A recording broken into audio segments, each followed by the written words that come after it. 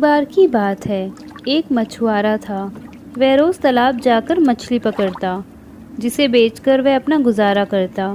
कभी उसके जाल में बहुत सारी मछलियाँ आती और कभी कभी कम।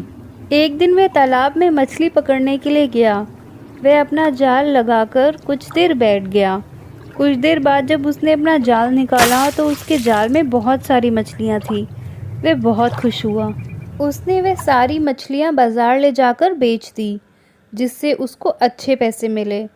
अगले दिन वह फिर तालाब गया। उसने अपना जाल तालाब में डाला और कुछ देर इंतज़ार किया। कुछ देर बाद उसके जाल में एक सरसराहट सी होने लगी। जब उसने अपना जाल खींचा तो उसमें एक छोटी सी सुनहरी मछली थी। जब वह उस मछली को निकालने लगा तो उस मछली ने मछुआरे से कहा, प्लीज मुझे छोड़ दो, नहीं तो मैं पानी के बिना मर जाऊंगी। मछली की बात को मछुआरे ने अनसुना कर दिया।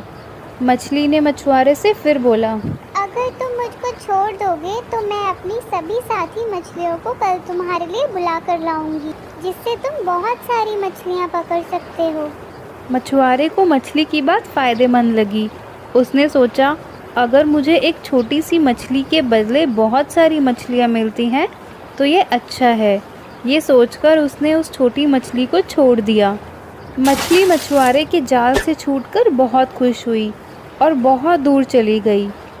अगले दिन मछुआरा बहुत सारी मछलियाँ मिलने की उम्मीद से तालाब आया, लेकिन उस दिन उसको कोई मछली नहीं मिली। इस तरह मछली ने चालाकी से अपनी जान भी बचा ली। इस कहानी से हमें ये सीख मिलती है कि हमें मुसीबत में घबराना नहीं चाहिए, बल्कि होशियारी से काम करना चाहिए। तालाब में टूना मछली अपने पति और बच्चे के साथ रहा करती थी। वो लोग गरीब थे, बस जैसे तैसे अपना गुजारा किया करते थे। एक दिन टूना की बेटी रानी के स्कूल से कॉल आई कि आपको आना होगा। टूना गई तो उसे पता चला कि वहाँ फीस 3 महीने से नहीं दी गई है और उसको 1 हफ्ते में स्कूल से निकाल देंगे। टूना बहुत उदास थी। उसके पति का काम छूट गया था और मुश्किल से गुजारा चल रहा था। रानी के साथ वापसी में बर्गर की दुकान देख रानी को भूख लगती है। माँ, मुझे ये बर्गर खिला दो ना। भैया, कितने का है ये बर्गर? पनीर के साथ 15 का, बिना पनीर के 10 रुपए का है। भैया, इतना महंगा? चलो आप 10 वाला ही दे दो। नहीं माँ, मुझे तो पनीर वाला ही खाना है। ये लो भैया, 5 रुपए और। अरे ये क्या भैया, इतना सा पनीर 5 रुपए में? आप तो लूट रहे हो लोगों को। अरे तो हम भी क्या करें, बचत करनी होती है। अगर पनीर ही डाल दिया तो दुकान कहाँ से चलाएंगे? इतना आसान लगता है ना तुम्हें? तो अपनी दुकान खोलो, फिर चलेगा बता।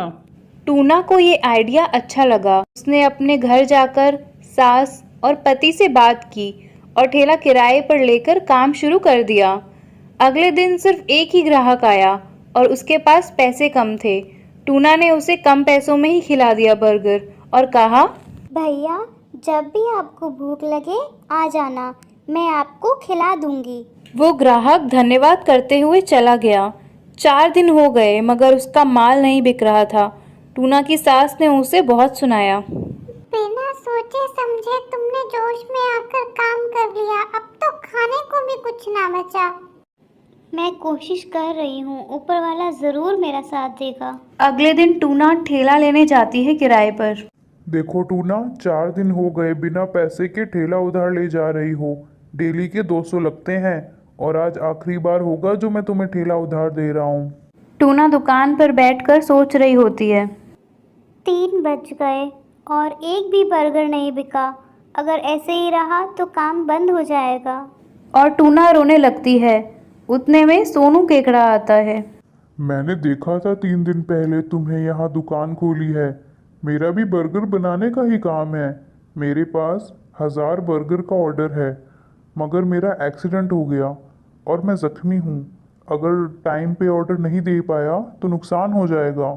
मैं तुम्हें ज़्यादा पैसे दे दूँगा और ये लो एडवांस पूरे 10,000। अपना एक कारीगर भी भेज देता हूँ आपकी हेल्प के लिए। ऊपर वाले तेरा शुक्र है, मेरा काम आसान हो गया। फिर टूना ने ठेले वाले को किराया दे दिया। रानी के स्कूल की 1 साल की फीस भी दे दी। टूना का काम इतना अच्छा था कि सोनू केकड़ा ने उसे अपना पार्टनर बना लिया अपने रेस्टोरेंट में, और वो सब खुशी खुशी रहने लगे साथ में। एक समय की बात है, कश्मीर के जंगल में टूना अपनी बेटी रानी के साथ रहती थी। एक दिन टूना ने रानी को रोते देखा, तो टूना ने उससे पूछा कि क्यों रो रही हो। तो रानी ने कहा कि माँ, मैं पढ़ाई पे ध्यान नहीं दे पा रही, जिससे मेरा रिजल्ट अच्छा नहीं आ रहा, कुछ समझ नहीं आ रहा कि क्या करूँ। टूना मुस्कुराई और रानी को एक आलू, एक अंडा और कुछ कॉफ़ी बीन्स लाने को कहा। उसने उन्हें तीनों एक कटोरे में रखी।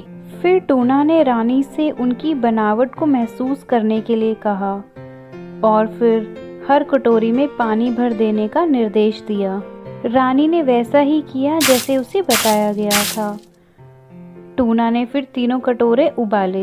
एक बार जब कटोरे ठंडे हो गए तो टूना ने उन्हें अलग अलग खाद्य पदार्थों की बनावट को फिर से महसूस करने के लिए कहा। रानी ने देखा कि आलू नरम हो गए हैं और उनकी त्वचा आसानी से छिल रही थी। अंडा कठिन और सख्त हो गया था। वही कॉफ़ी बीन्स पूरी तरह से बदल गई थी और पानी के कटोरे को खुशबू और स्वाद से भर दिया था। इस कहानी से हमें ये सीख मिलती है कि जीवन में हमेशा समस्याएं और दबाव होंगे, जैसे इस कहानी में उबलता पानी।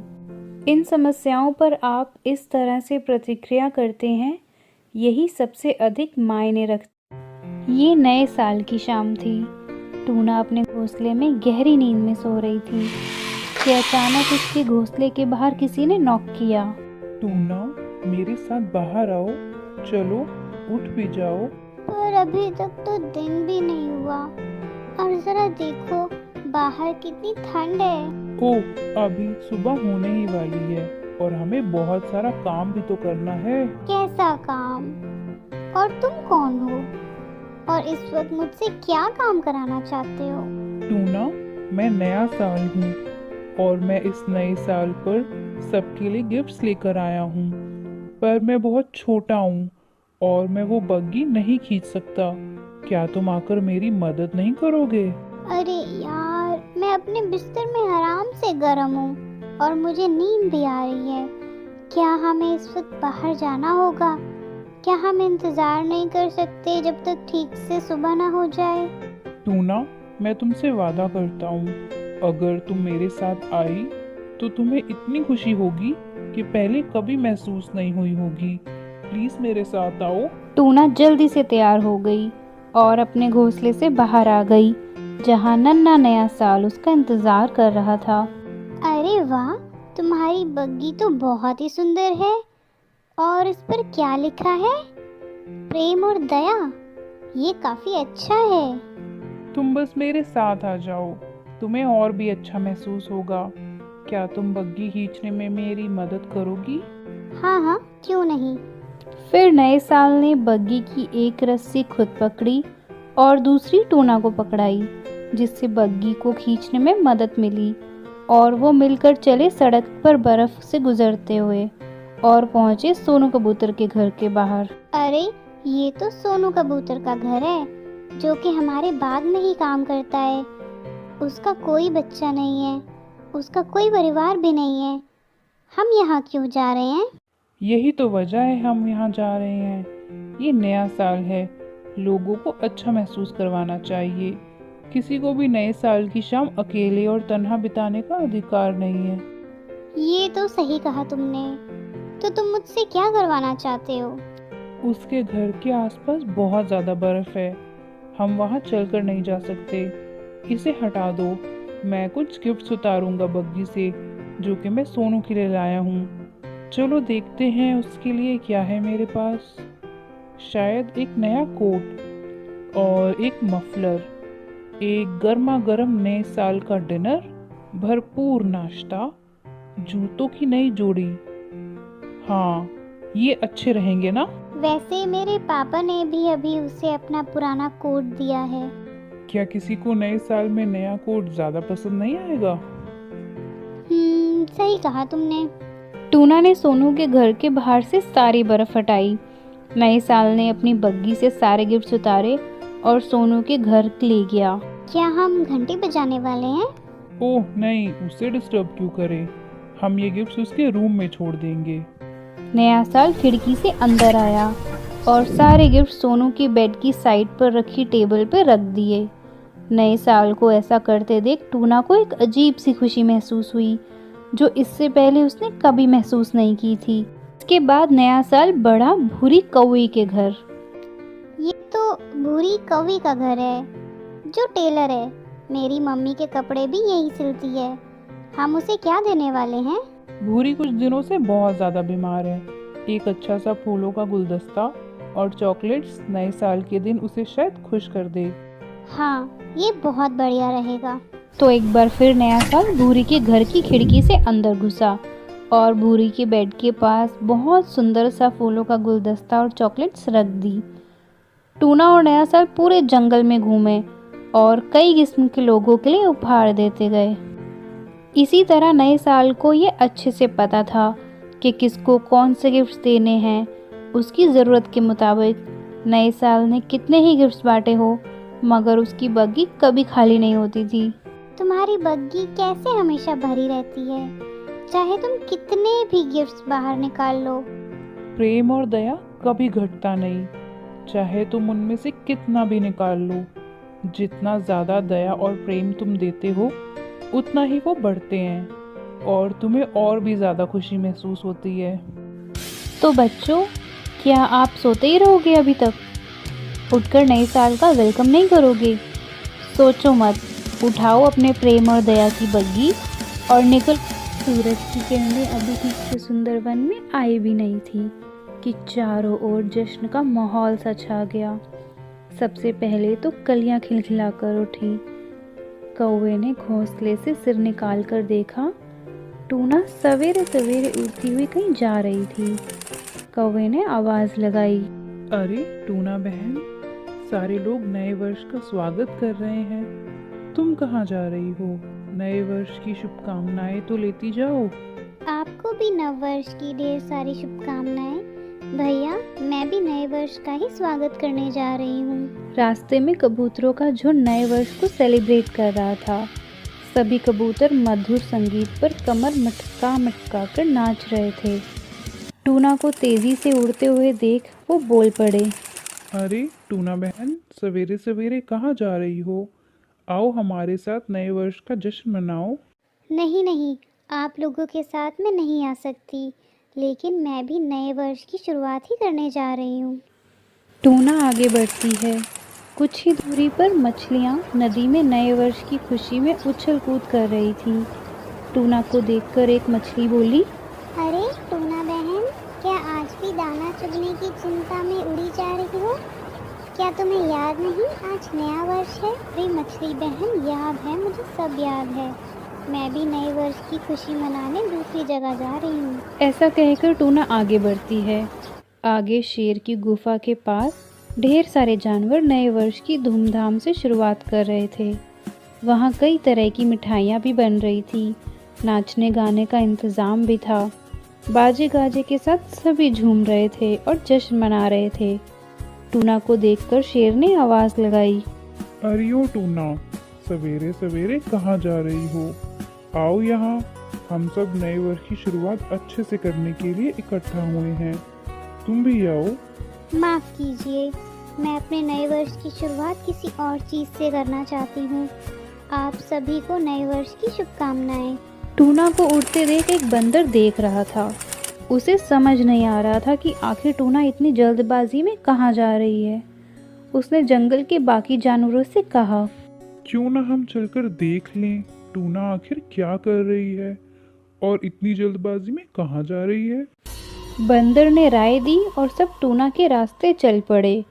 टूना को देखकर शेर बोला, अरे ये क्या? ये टूना तो बड़ा अच्छा काम कर रही है।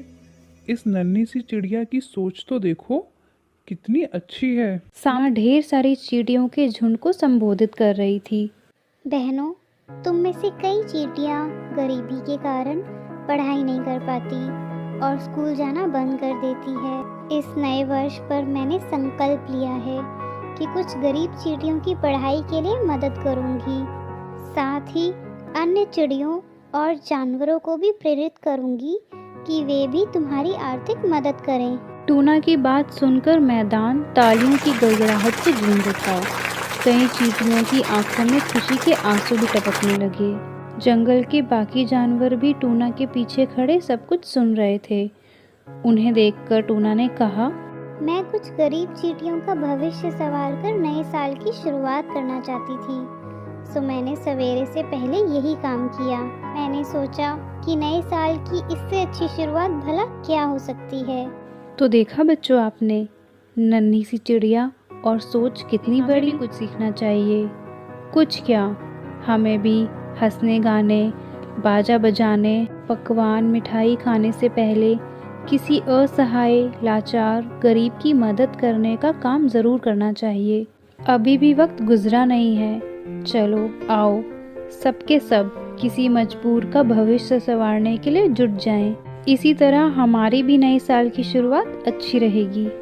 क्या कभी आप भी नए साल में किसी गरीब या लाचार की मदद करके उसकी ज़िंदगी में बदलाव ला पाए? अगर हाँ, तो हमें अपनी स्टोरी ज़रूर भेजें। हम कोशिश करेंगे कि वो स्टोरी हम अपनी अगली स्टोरी में अपने सब्सक्राइबर से ज़रूर शेयर करें।